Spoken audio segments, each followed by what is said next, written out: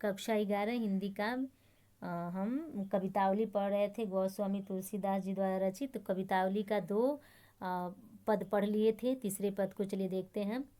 लपट कराल ज्वाल जाल माल दहु दिसी धूमया कुलाने पहिचाने कौन काही रे पानी के ललात बिलतात जरे गात जात परे पाई पान परे पाई पाल जात भ्रात तू निहारी रे प्रिया तू पराही नाथ नाथ तू पराही बाप बाप तू पराही पुत पुत तू पराही रे तुलसी बिलो की लोग व्याकुल विहाल कहे ले ही 10 शीश अब 20 चाखी चाही रे।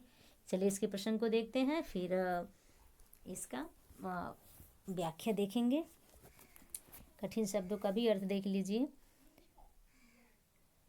कराल का अर्थ होता है भयंकर, ज्वाल जाल माल, इसका अर्थ होता है कि भयंकर ज्वालाओं का भयंकर समूह।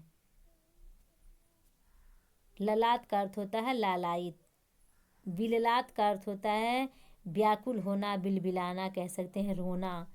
पाई पाल का अर्थ होता है नष्ट होना। निबाही का अर्थ होता है बचाओ। पराही का अर्थ होता है भाग जाओ। बिहाल का अर्थ होता है बेचैन। 10 शीश का अर्थ होता है 10 शीश अर्थात राम और रावण को कहा गया है। चख अर्थात आँख, चख माने चखना मत समझ लीजिएगा। चाही रे यानी देख ले।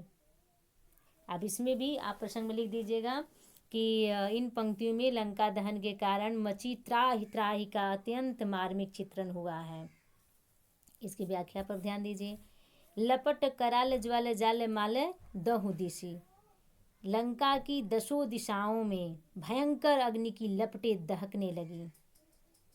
लंका की 10 दिशाओं में क्या हो रहा है, अग्नि ज्वाल भयंकर रूप ले ली है और उसकी लपटें दिख रही हैं, दहकने लगी।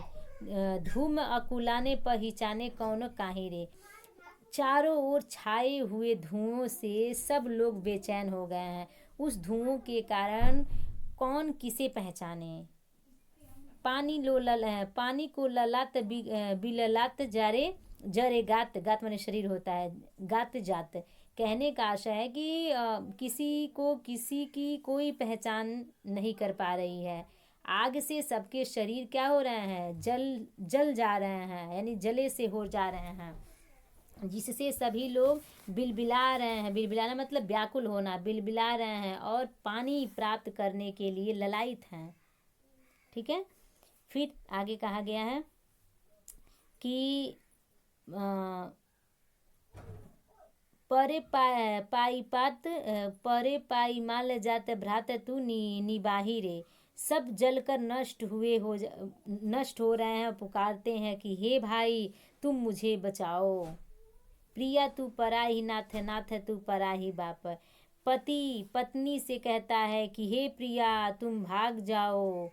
इसी प्रकार पत्नी पति से कहती है कि हे स्वामी आप मुझे छोड़कर क्या हो जाइए, भाग जाइए।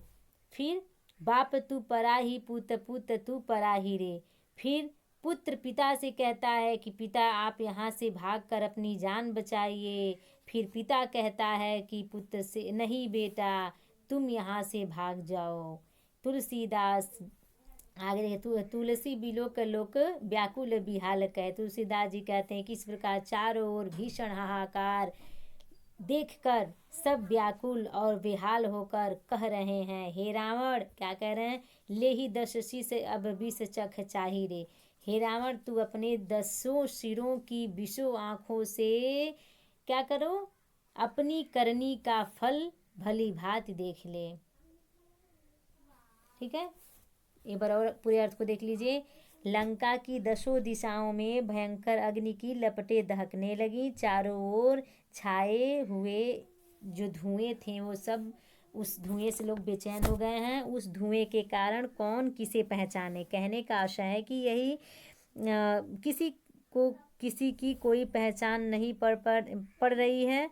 आग से सबके शरीर जल से जाते हैं और जिससे सभी लोग व्याकुल हो रहे हैं और पानी प्राप्त करने के लिए लालायित हो रहे हैं। सब जलकर नष्ट होते जा रहे हैं और पुकार रहे हैं कि हे भाई तुम मुझे बचाओ। पति पत्नी से कहता है कि हे प्रिया तुम भाग जाओ। इसी प्रकार पत्नी पति से कहती है कि हे स्वामी आप मुझे छोड़कर भाग जाइए। फिर पुत्र पिता से कहता है पिताजी आप यहाँ से भागकर अपनी जान बचाइए। तब पिता कहता है कि नहीं बेटा तुम यहाँ से भाग जाओ। ठीक है। तुलसीदास जी आगे कहते हैं कि इसी प्रकार चारों ओर भीषण हाहाकार देखकर सब व्याकुल और बेहाल होकर कह रहे हैं हे रावण तू अपने 10 सिरों की 20 आंखों से अपनी करनी का फल भली भांत देख ले। यहाँ तुलसीदास ने लंका वासियों में फैली घबराहट और कुलाहट के स्वाभाविक चित्रण किया हुआ है। आगे चलिए देखते हैं।